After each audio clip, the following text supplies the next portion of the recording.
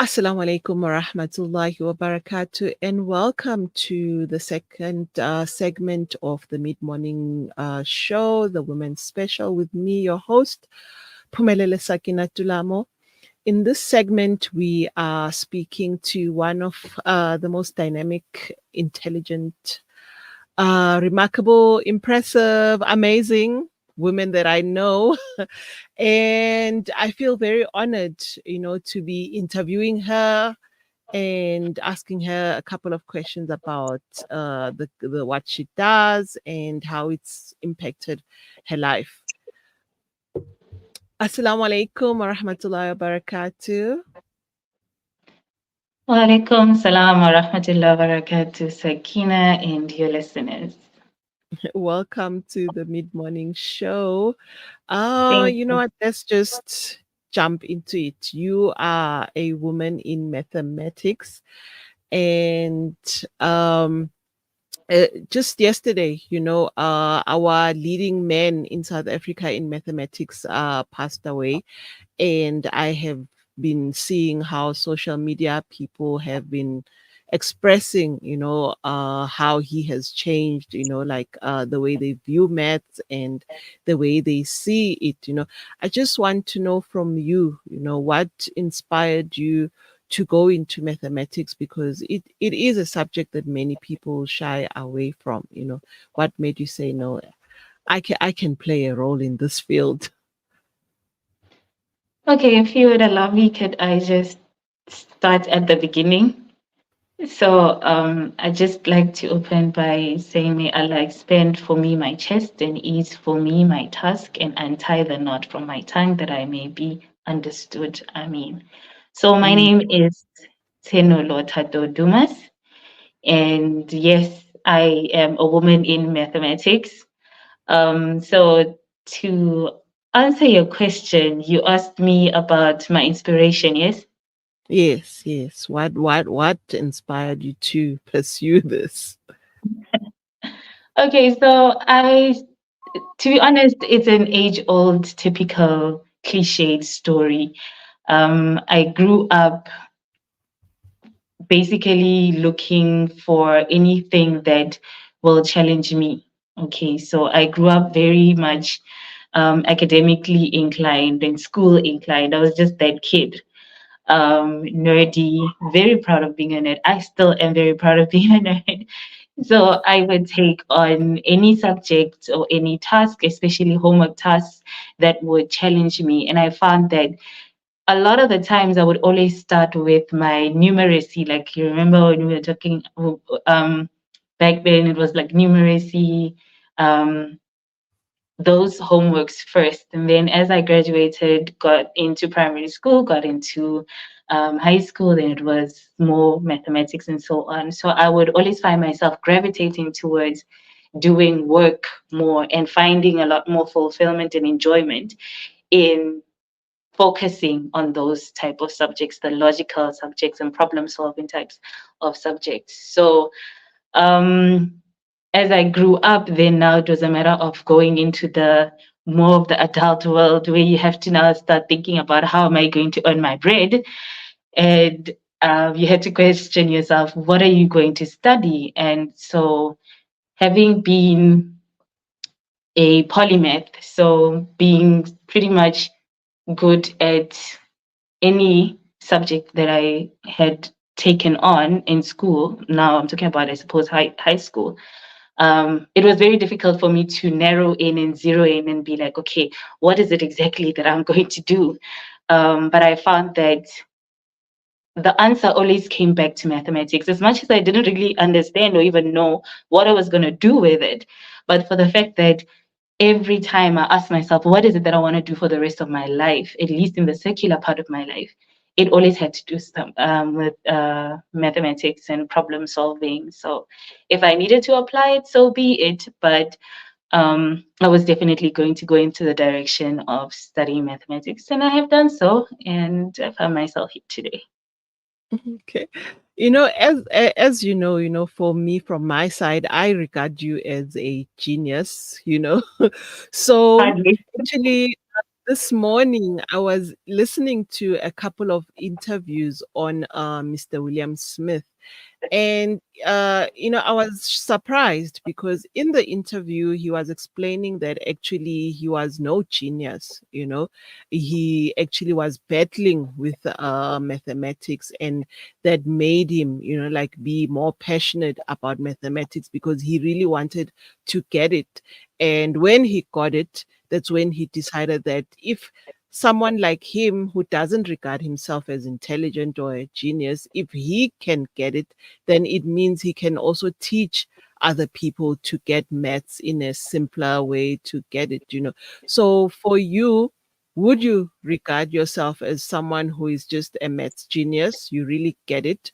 Or like Will William, it's something that what you work, you love it, and you work on it in order to get it. Okay, so as a Muslim, right, we are supposed to be humble. So I wouldn't necessarily go as far as calling myself a genius, to be honest. However, like I had said in terms of my inspiration, it was always just a gravitational pull towards this area of study. Mhm. So I just, if I can just be honest without being boastful or too humble, I would just say I was just one of those people who just got it, and it just felt good when I did it. And the fulfillment didn't necessarily come from the outcomes in terms of achieving, and now having that fulfillment based on the fact that I've just achieved something.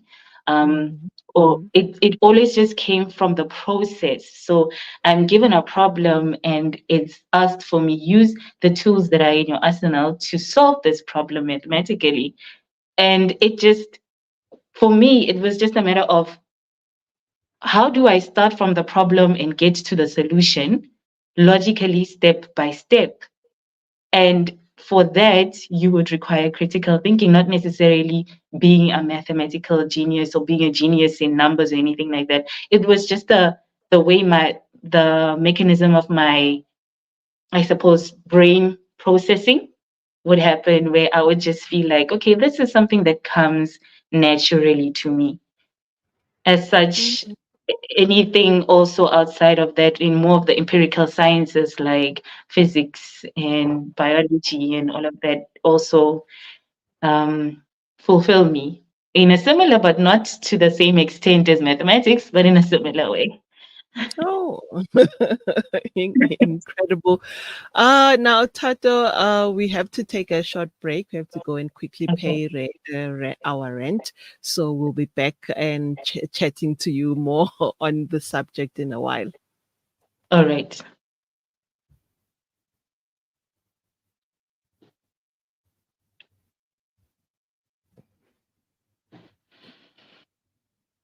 Coming to you live from South Africa. After the recent attacks on Gaza, many families have been displaced with their homes left destroyed. Through your donations, our teams are on the ground in Gaza, providing support and delivering necessary aid to families affected. The people of Gaza need your help. Give hope. Donate today to Penny Appeal South Africa. www.pennyappeal.org.za 031 1100 573. We are here on the ground with many appeal organizations in Gaza. Shimmer, sparkle, captivate. Nothing less than a masterpiece. Droplets of gold inspires precious design. Platinum bursts with intricate freshness. And every pure diamond becomes more than just a girl's best friend. Voda Gold Gem Jewelers, where timeless dreams become a reality. Come to us.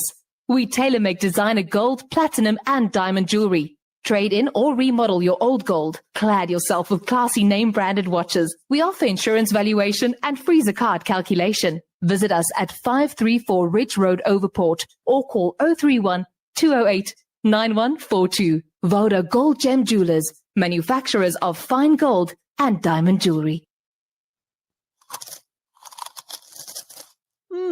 Dad, these Frymax chips are so tasty. Wow, that really takes me back. My dad bought me a Frymax chips every day after school. They were my favorite when I was your age as well. Quality is at the very heart of what we do, and that's why we ensure that every Frymax packet is filled with the beautiful goodness and flavor-packed taste that you've come to expect from us since 1982. Frymax, from generation to generation. Valley's Motor Spares. We supply motor spares and accessories for all makes and models of motor cars, LDVs, buckies, trucks, and earth-moving equipment. We deliver on time, every time. Please contact us via WhatsApp on 014-592-0925 or call 014-592-0925 or visit 28 Zenderling Street, Rustenburg. Remember the name, Valley's Motor Spares. You South African, of course. You anxious about the future. We've got you covered. Build on your wealth portfolio with Rendry Jewelers Gold Coin Exchange. Visit us at 151 Stephen Dlamini Road, Musgrave, Durban, or call us on 031-202-4700 for more information. Rendry Jewelers Gold Coin Exchange, your passport to gold investment. Breaking stereotypes, moving boundaries, joining hands. Salam Media.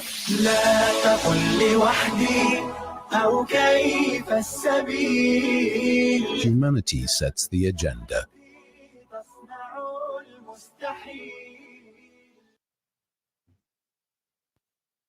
Welcome back to the Mid-Morning Show. We are with a woman in mathematics, Tshenolo Daumas.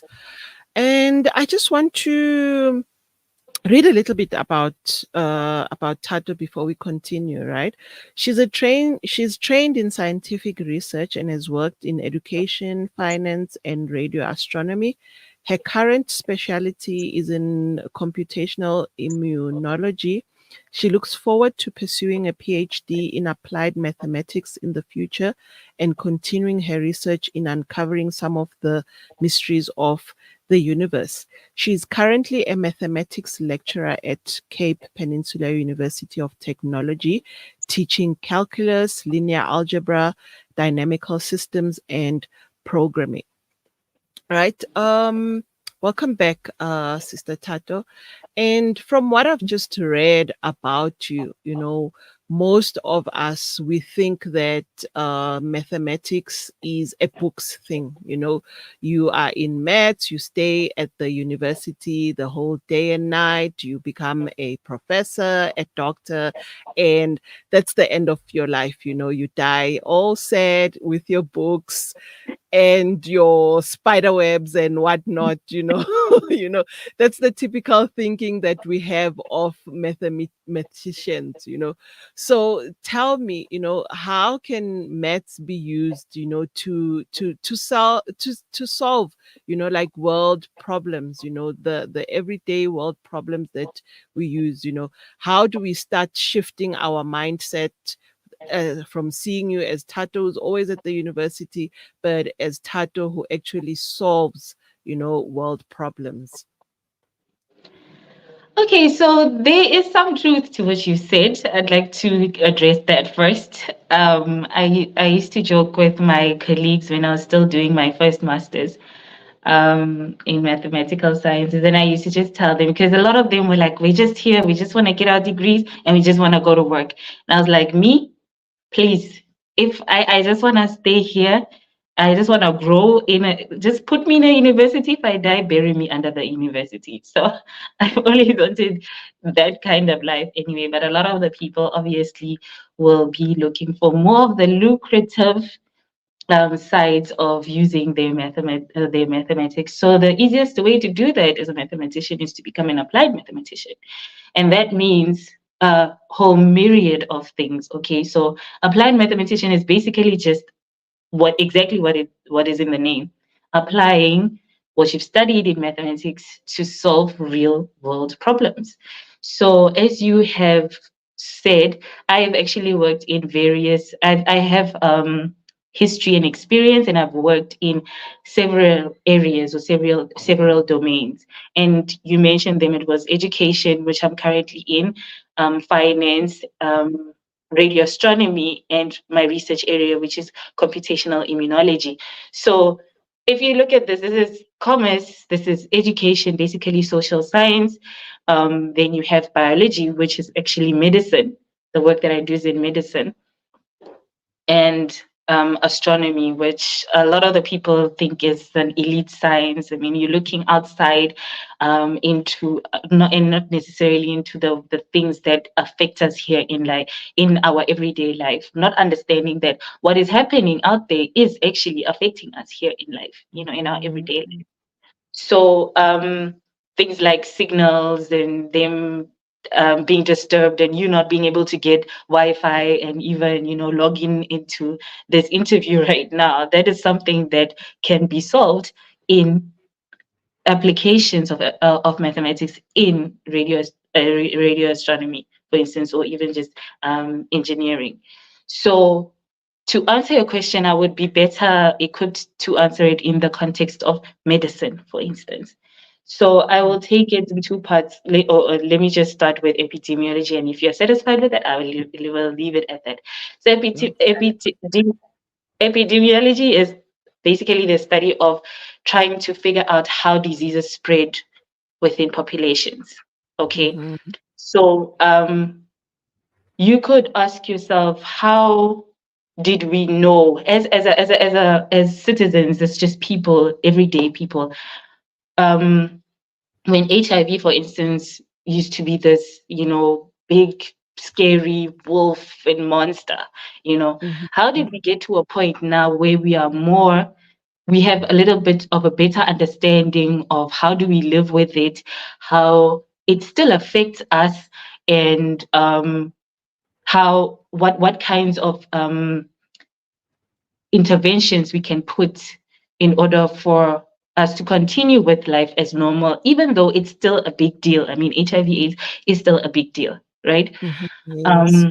It affects you on an individual, in an individual way. It affects you as a community. It affects us as a country. It affects us as a globe. So the study of basically trying to find patterns as to how is this disease spread. So as a computational immunologist, my work would necessarily be dealing with, I'm looking at how the immune system basically fights against the intrusion of the virus, so to speak. Those patterns eventually, as you do experiments, will reveal certain patterns. Okay, and those patterns will lead you to an elegant equation if you are lucky enough and you work on it long enough. So that equation would then allow you, as an applied mathematician, or even just a mathematician, to explain exactly what is it that is going on inside the human body in terms of how it fights off this particular disease. And when you come to epidemiology, then you are looking at more things of the nature of statistics, right? How many people are affected in a certain area, how many of them come from a certain demographic, and so on. And from that as well, those are numbers. From that as well, you are able to pick up patterns, and you're able to see, okay, if we put this intervention in place, it may be able to stop the spread in a certain trajectory, right? Or it may be redirected in a certain trajectory to basically minimize the disastrous effects of the disease. So that is an example that I could give as to how mathematics can be used in everyday life for you to. That's exceptional. That's a beautiful, actually, explanation, because most of the time, we view, even young girls at school, young kids, actually, they will ask they will ask their maths teachers, how is solving for X going to help me in life? And I think your explanation is very beautiful, because solving for X is helping us solve, like world problems. And then tell me, I am in continuous, debate, with my mother about certain things. She will always tell me, don't do this, I'm the first child from my mother. So she's always like, don't do this. Your sisters are looking up to you. And I always feel like, you know what? I'm nobody's role model. You Yeah, know? I get that. I get that. So yeah, so unfortunately there are, you know, like people who are coming behind us and are looking up to us, you know. As a woman in mathematics, you know, there are young girls who are looking up to you and they see you as their role model. You know, what message, you know, do you have for them? You know, what encouragement would you give them? Oh, wow. Okay, so firstly, we cannot necessarily know where we're going until we know where we come from, right? So if I can even go and give a message to those who come after me, I would just like to at least pay some respect to those who came before me and who made it possible for me to be in the position that I'm in, you know, to be able to even be able to influence anyone. And chief amongst those people is my own mother, Dr. Kgalalelo Daumas. She is a medical doctor, and she took upon that, you know, studying medicine later in life after having basically raised us and sacrificed all she could to make us, you know, be able to to make it possible for us to be able to pursue whatever it is that we want to do. And she's actually back at school now, specializing. So I look at her and I draw so much inspiration from her. You know, my aunt as well, she's a teacher, used to say that don't look so much out into the world. Look rather in your own family, in the people who surround you, and draw inspiration first from there, then from strangers, so to speak. So having looked inside my family, I've always had that feeling that I needed to do a lot more because that was the example that I got from my own mother, right? Mhm. And from my own family, other family members, of course. But if I were to give a word of inspiration to those who come after me, I would just, to borrow from Nike, I would just say, just do it. You know, a lot of the times we look and we overthink certain things that we want to do, and we basically talk ourselves out of it because we are like, can I really do this? Am I qualified to really do this? What are the people going to say, you know, if I actually have the audacity to go out and actually do this? But if you never try, you'll never know whether you are able to or not. And if you never get up once you've been pushed down, you'll never gain the strength and the resilience to actually push through any challenges that come in life. And being in mathematics is very challenging. Being in science, basically, is very challenging. So in order for you to succeed in this area, you would need strength, you would need grit, you would need audacity. And all of that has to come with pushing against all those negative stimuli that you get from the external and also from the internal. You know what, that's very impressive, and you know, I thank, you know, your mother actually for playing that inspirational role, you know, because it's not many of us who feel, you know, okay or bold or audacious enough to start such a demanding career, you know, after having kids or whatever challenges that you go through life. Sometimes you think, oh, I'm 30, I cannot pursue this anymore, you know, it's for a younger version of me, you know, to supposed to have pursued that.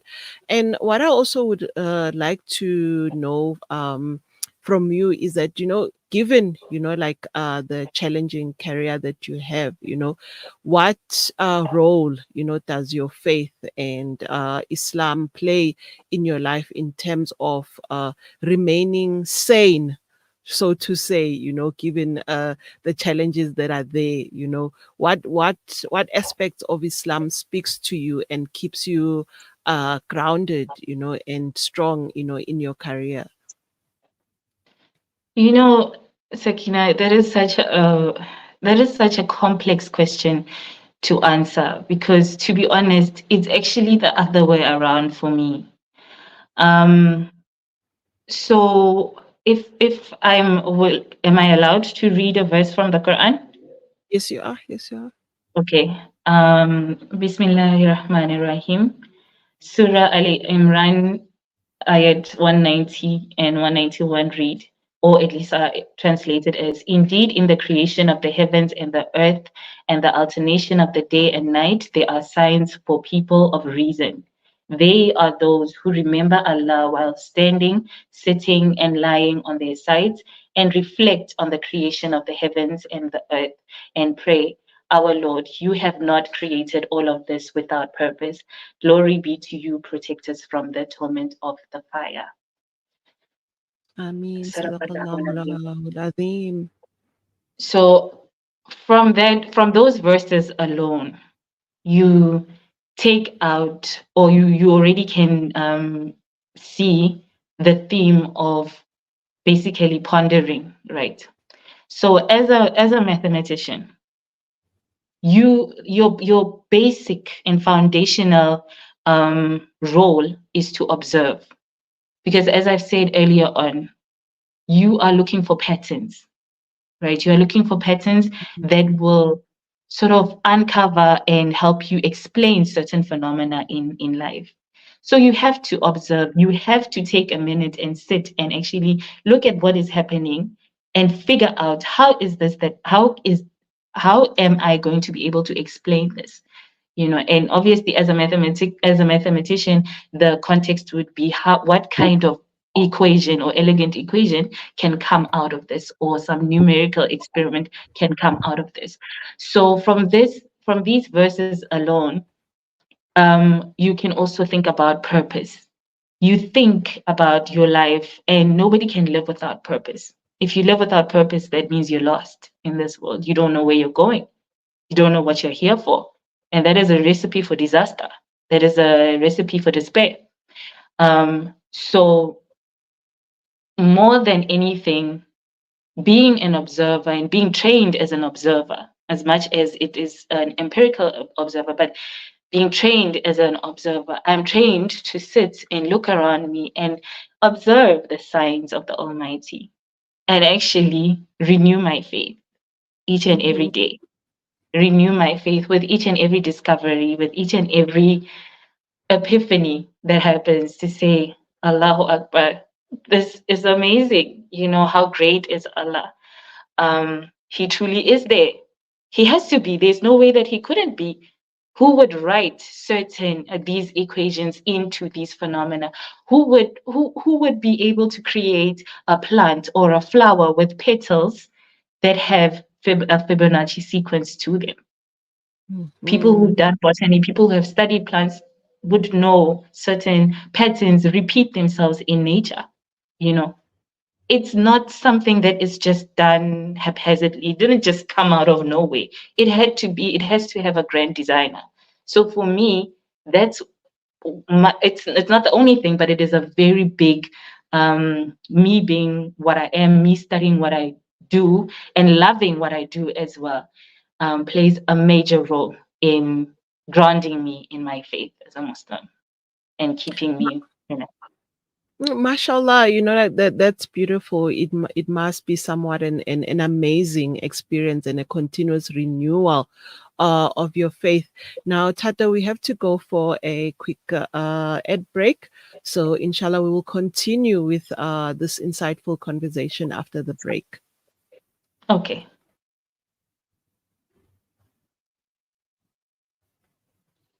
Salam Media. This is Salam Media, coming to you live from South Africa. It's a wonder how kids get anything done these days. With all the distractions, when do they even get time to study? As a mother, all I can really do is make sure they have all they need to perform at their best. That's why I choose to include Sunfoil, triple refined pure sunflower oil with every meal I make. Naturally cholesterol-free and approved by the Heart and Stroke Foundation as part of a balanced eating plan. So whether I'm cooking, frying, or baking, I know every dish will be a wholesome one. Sunfoil, now we're cooking. Sponsor.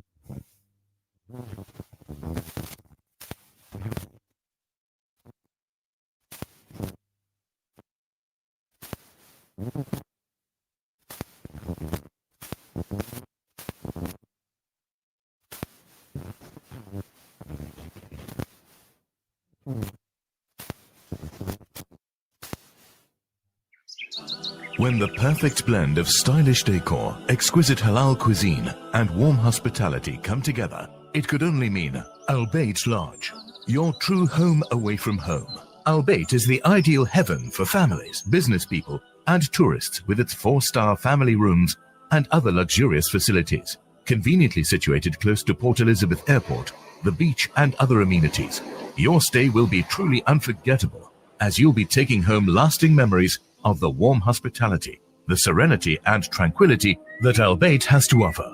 For reservations, call 041 583 6415 or visit www.albaytlodge.co.za. Are you planning a wedding, birthday party, corporate event, or any special occasion? Khanis Catering Services got you covered. Our catering services are here to elevate your event to unforgettable heights. From tantalizing appetizers to mouth-watering main courses and desserts, our culinary creations are crafted with passion and precision to delight your guests' taste buds. Our spit braai is a talk of the town. Indulge in succulent, tender meats, slow roasted to perfection over an open flame. Khanis Catering Services chefs bring creativity and expertise to every dish they prepare, ensuring that each bite is a culinary masterpiece. We take care of your guests while you relax and enjoy every moment of your function. Whether it's plated meals to a simple buffet, we are on top of it all. Ready to start planning your perfect event? Get in touch with us today to discuss your catering needs and request a personalized quote. Let us take your event to the next level with our exceptional catering services. Khanis Catering Services, situated at number 373 Jabundlovu Street, Pietermaritzburg. Call now 033 342 3511 or email us on info@khanis.co.za for Pietermaritzburg and surrounding areas only. Visit www.khanis.co.za. Breaking stereotypes, moving boundaries, joining hands. Salam Media.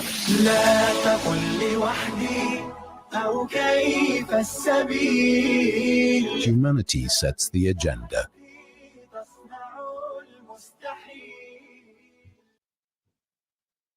Welcome back to the Mid-Morning Talk, and we are still in conversation with Tshenolo Tato. She is a woman in mathematics.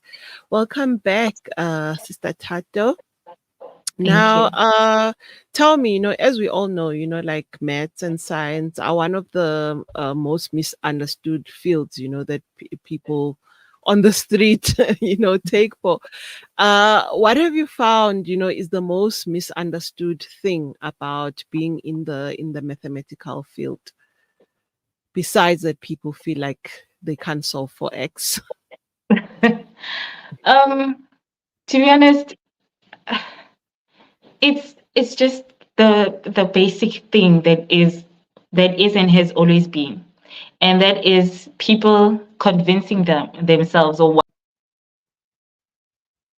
not maths people. There's no such thing. There's no such thing. We lost you there for a little bit. Can you just please repeat yourself? I'm sorry about that. Okay, no problem. I was saying that it's the age-old issue where you have people convincing themselves, or at least wanting to convince themselves that they're just not maths people. The misconception there, I would think, is that you are not, if you have convinced yourself, or you are wanting to convince yourself that you're just not a maths person, then what you are essentially saying is that you are not a critical thinker. You are not a logical human being. And there is no way, because we are all created with innate logic, right? You are created with, as a human being, you are created with the innate ability to think. Yes? So if that is the case, then you are innately a mathematics person. It doesn't require you to have some special power. It doesn't require you to be a genius. It just requires you to think. And so having said that, it's the next step now is then realizing that it's just about pushing through. So when you are approached with a certain problem to solve, if you find it challenging at first, it's not for you to just give up and say, oh, I can't do this. No, it's about looking at the problem, slicing it into smaller, manageable pieces, doing it little by little, and piecing it together at the end. And then you have a solution. And really the approach to mathematics and to having the ability to study and do mathematics, so to speak, is just that, taking it step by step. Everything in mathematics is just taking it's like walking, taking one step and taking the next, and then taking the next. And sometimes you'll fall down, but you get up and then you start walking and taking the next step and so on. Nobody was born walking, right? We had to first shimmy with our tummies on the floor, and then we had to crawl, and then only we were able to sort of find balance and start walking. So the process of solving any mathematical problem is the same. It's really challenging, yes, at the beginning, and if you keep telling yourself that you cannot do it, then you won't do it. But you possess that innate ability to do it. Okay, awesome. So we can all, solve for X. It's just that we don't want to put our minds to it. Absolutely, yes, exactly. Okay, and then what our audience also doesn't know is that you are quite an avid traveler. You've been to 20 cities in 11 countries. You've been to 3 African countries and 8 European countries. Tell me a bit about your experience in traveling. What have you learned?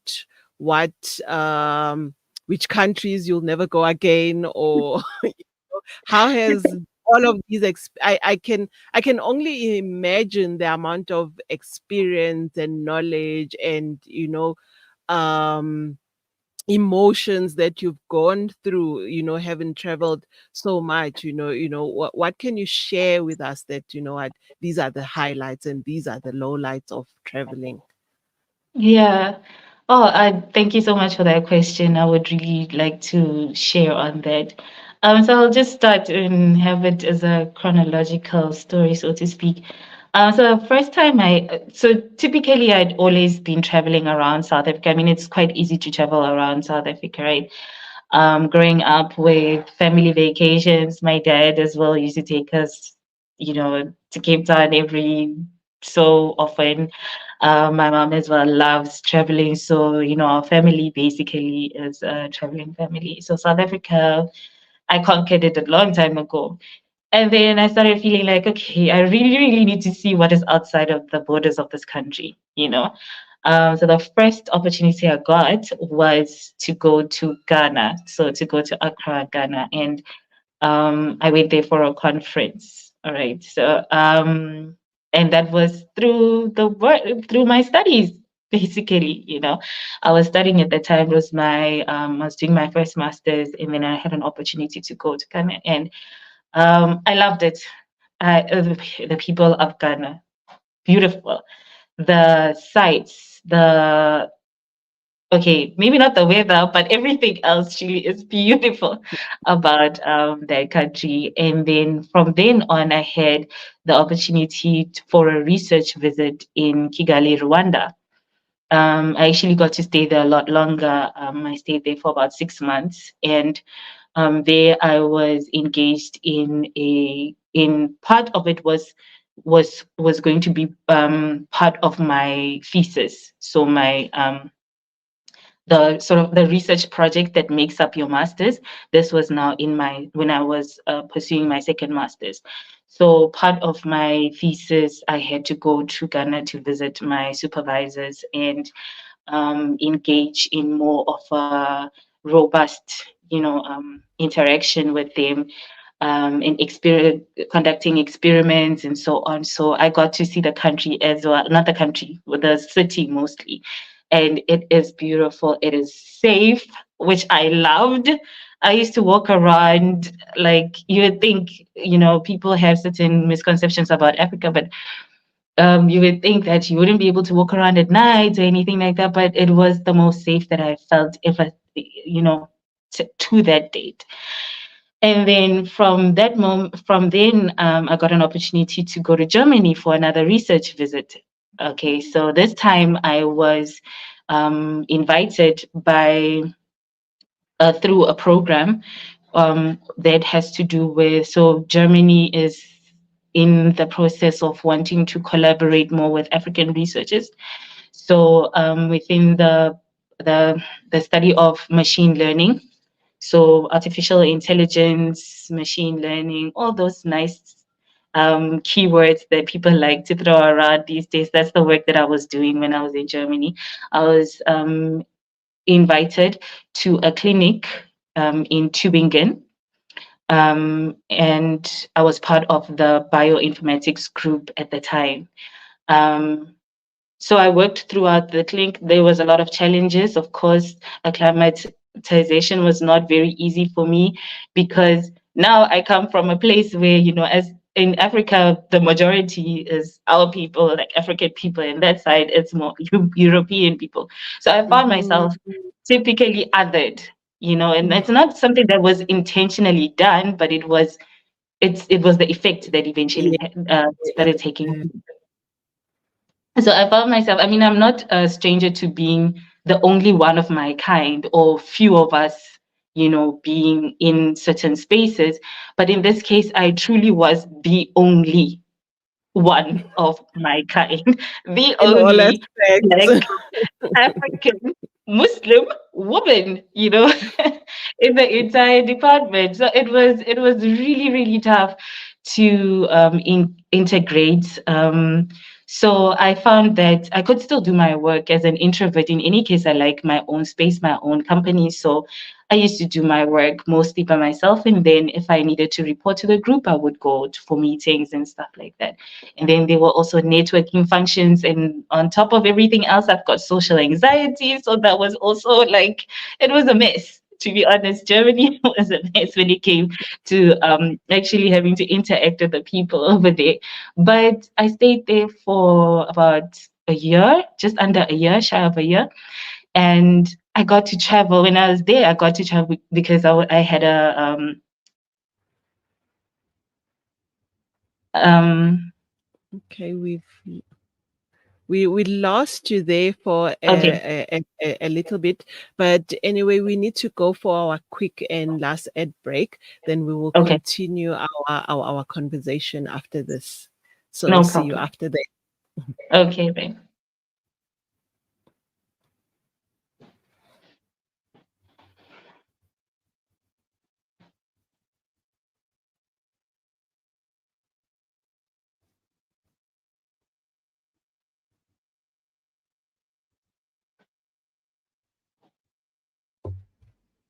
And surround yourself with her spectacular beauty. Relax beneath her serene sunsets and explore wildlife at its natural best. It's where the pride of Africa comes together. The Kwantu Private Game Reserve. Get to know the Big Five or cruise on an elephant safari game drive. Interact with lion and tiger cubs and enjoy world-class halal cuisine while we pamper you during your 5-star stay. Indulge in the true African experience. For reservations, call now on 042-203-1400 or visit kwantu.co.za. The Kwantu Private Game Reserve, the place of gathering.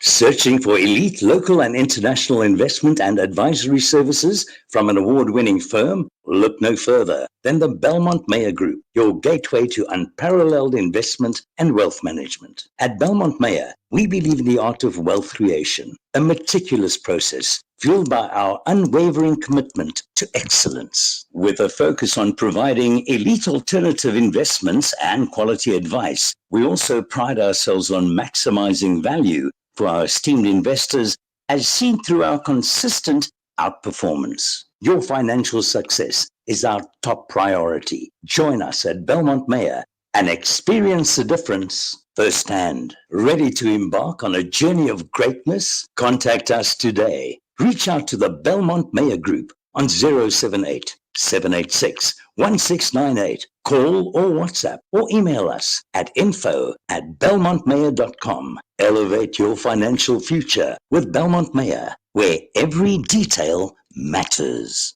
Africa. The Ahmad School of Excellence in Lebanon provides world-class education to Syrian and Palestinian refugees and Lebanese children with a library, coding, robotics lab, special needs classroom, and more. Aman is the foundation from which a generation of underprivileged children can fight poverty and reclaim their freedom. Donate towards a child's education because every child deserves the chance of a better future. Africa Muslims Agency, empowering, educating, inspiring. World-class financial services only at Sapphire Global, your financial partner. If you are looking for Islamic, Sharia, and ethical financial products, look no further. Sapphire Global offers a wide range of financial service offerings from short-term to life and investments. A full-service center with all financial requirements under one brand. Our highly skilled and experienced consultants are ready to help protect your financial future. Contact us on 041 001 0184 or visit our website on www.sapphireglobalfs.com. Sapphire Global is an authorized financial services provider. Attention drivers, revamp your ride with top quality tires at Best Drive Braamfontein. Our seasoned technicians guarantee a perfect fit for a smooth, safe journey. Choose from premium brands to budget-friendly options, all at competitive prices with special offers.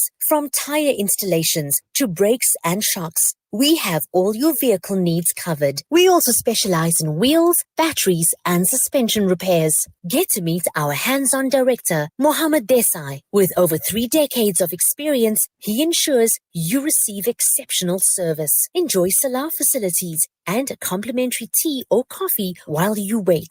Don't compromise on safety and performance. Ample parking available and full-time security on premises. Visit Best Drive Braamfontein today or call 011 837 4000 or 5000. We are 1 kilometer off the M1 highway. Take the Smith Street off-ramp towards Fortsburg, Fitas. Best Drive Braamfontein, where excellence meets service. Breaking stereotypes, moving boundaries, joining hands. Salam Media.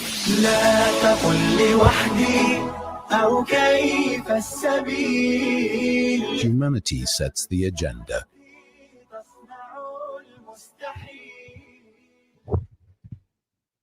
Assalamu alaikum wa rahmatullahi wa barakatuh. Welcome back to our last segment of the mid-morning show. We are still chatting to I nearly said Dr. Tato because that's what I call her. So we are chatting to our soon to be Dr.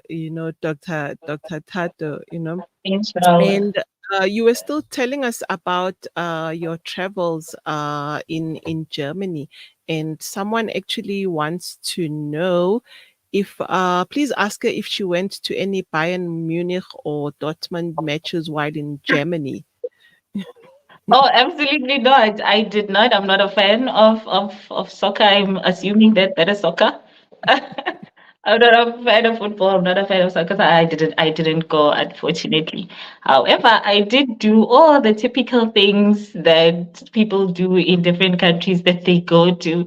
So while I was there, like I said, I was on a D visa that allowed me to travel and see other European countries in the Schengen area. So that included countries like France, Spain, Italy, Croatia, Netherlands. So I've actually went to Amsterdam twice, once with my friends and once with my mom. So that was also a very special time because my mom eventually, I had been there for shy of a year. So from the beginning, I had been trying to convince her, please come and visit me. I don't know when I'm going to have a chance to be in Europe again. So let's take this opportunity. So eventually she came towards the end of my visit and we went on a Euro trip together to 5 countries. So we got to go to France, we got to sample crepe in Paris, and we got to see the Eiffel Tower. We got to, with my friends, we went snorkeling in Barcelona. We got to visit the St. Peter's Basilica in Rome, which is where I actually spent my 31st birthday, which was very, very special for me. Actually, I think it was my 30th. It was my 30th birthday in Rome. I got to show my mom the Tower of Pisa, the Leaning Tower of Pisa, you know. So all these experiences were truly unmatched, and I don't know if I'll ever have that experience again. But for the fact that I've had it, and you know, it has come with all these opportunities, other opportunities to actually travel more and see a lot more and grow as well within myself. Because the one thing that I learned from my travels is to trust myself. Because there's a point where when I decided to go on a solo trip, all these other trips that I'd taken with other people, like my friends and my mom, for instance. But there was a trip at the end that I decided to take by myself, and I decided to travel all over north, east, south, and west Germany by myself to see the actual country that I'd been in for almost a year, you know. And I had to rely on my instincts and my intuition, and I really grew within that travel. And I learned a lot about myself. There was so much self-discovery. There's so much fear that I had to fight through, because I mean, you are alone in a strange country where people don't even know. Yeah, know the languages that you speak, because you might think you speak English, so it's widely. No, not necessarily. Not even in Europe, you know. So firstly, I had to learn German, of course, in order for me to survive in Germany. And yeah, so getting to know different cultures, see different landscapes. Oh my word, it was just magical, and I can't wait to go back. You know, Sister Tatu, thank you so much for sharing that with us. And it's I can only imagine how it felt, because I would love to travel outside of the country, but you know, sometimes you think of the language barriers, and it's quite brave of you, actually, and I feel quite inspired by that, you know. So we've come, unfortunately, you know, to the end of our interview, and I'd like to play a quick fire question, you know, with most of my guests when I get the opportunity to. So, are you ready? You know, it's nothing hectic. It's just a few questions, but you know, like this quick fire is a bit different. It's starting with a few mathematical jokes. So I'm going to ask you a question, and then you try and figure out the answer to it. Are you ready? Okay. Yes, I hope I'm not going to embarrass myself. No. I assure you. Okay. Why did the maths book look so sad? I have no idea. Why would a maths book look sad? Because it had too many problems. Oh my gosh. Oh, wow. That is so dry. Okay. Why did the mathematician turn down the invitation to the party? I have no idea. Because he already had a function to attend to. Oh my gosh. That is top tier. I love that. Okay. What's a mathematician's favorite dessert? You have to get this one. Pie? Yes. 3.14. Okay, one last one, and then we do the quick fire. Why did the student bring a letter to a maths class? Absolutely no idea. To reach high marks. Oh wow. That wouldn't work with my students. Okay, let's get into the quick fire. Okay. Favorite childhood memory? Oh, standing in front of the yard in my skirt. So we used to have these skirt shorts. So I used to wear it. I wore it out and I used to play around with it. It got dirty and I wore it almost every day. So just playing in the front yard in my childhood home in my skirt. Okay. Most influential person in your life? To be honest, I have to say it's my mom. Beautiful. Dream travel destination? Oh wow, I've actually already been there, but if I have to choose a second one, it will probably be Kenya, Mombasa. Yeah. Why quickly? Oh, because I've been learning Swahili for about 4 years now, and I'm in love with Kenyan tradition, Kenyan culture, Kenyan people, and also Tanzanian, but Kenyan first. And I would really like to find myself in Mombasa and living amongst the people and interacting with them and swimming in the ocean and yeah. Please don't leave me behind. Okay, jam or peanut butter? Jam. Complete the sentence. I can't leave the house without my hijab. Okay. Favorite way to spend a Sunday afternoon? Sleeping.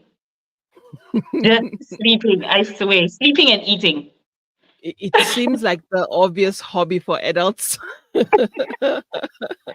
Yeah. I think maybe you've told me this one already, but biggest risk you've ever taken? Biggest risk I've ever taken. Oh, wow.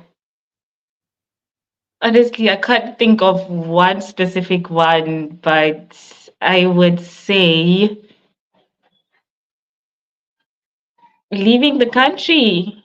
Leaving the country on my own. That's what I Yeah, also this thought. is the country on my own for a long period of time. That was a risk. Yeah. Okay, last one. Most challenging experience and what you learned? Oh, most challenging experience. To be honest, I think it's an amalgamation of smaller, similar experiences that are very challenging for me. The one thing is the denial of humanity that comes with people treating other people like less than. I've specifically been on the receiving end of being, for instance, ignored, speaking to somebody and just being completely just ignored. And that always touches me in a very, very sore part of myself. And it's a place that never heals because I just feel like it's such a cruel thing to do to another person. So it's just something that I endeavor in my own self to never ever make another person feel for as long as I live, to ignore a person and deny their humanity. And I hope that others could also learn that. Yeah. Okay, that's it from us with you. Thank you so much for honoring the invitation, and I got to know a whole lot more than I know about you. And as you know, you're one of the people that I admire and I look up to through the work that you do, and just generally as a person. And I have to mention your outfits. Pato has beautiful outfits, and we can see you are very intentional about what you wear and the way you express yourself through your jewelry, through your clothes. I really love that about you. And may you continue achieving your goals. May Allah help you in your journey, and for you to continue doing incredible work, and may you achieve all that your heart desires, inshallah. And thank you so much. Assalamu alaikum wa rahmatullahi wa barakatuh. Thank you for having me. Wa alaikum salam wa rahmatullahi wa barakatuh. And that's all the time that we have for today's show. for the segment, the Women's Month special with me, your guest host, Phumelele Sakina Dolamo. And before I sign off, I just want to say a big thank you to Salam Media for opening up this opportunity for me firstly, and then opening up the opportunity for other ladies to come through and give us insight on their education, on what inspires them, what drives them. And maybe you as an audience, you've been inspired, you've been challenged to think differently about women in different fields and what they go through and how they experience life in general. And a special thank you to all the women that came through and honored our invitation as Salam Media. And to you, our audience, I'm grateful for your engagement. I'm grateful for your feedback and support it. I see it, and it's much appreciated. And a big, big, big, big shout out to Mariam Mukwanda, who is my producer. Thank you so much for all your guidance and the information, everything that you generously shared with me. May Allah bless you and guide you. And until next time, stay curious, keep learning, and remember to be kind to the next people. And obviously remember the people that are going through tough times in the world. And from me, Phumelele Sakina Dolamo, I'm signing off saying Assalamu alaikum wa rahmatullahi wa barakatuh.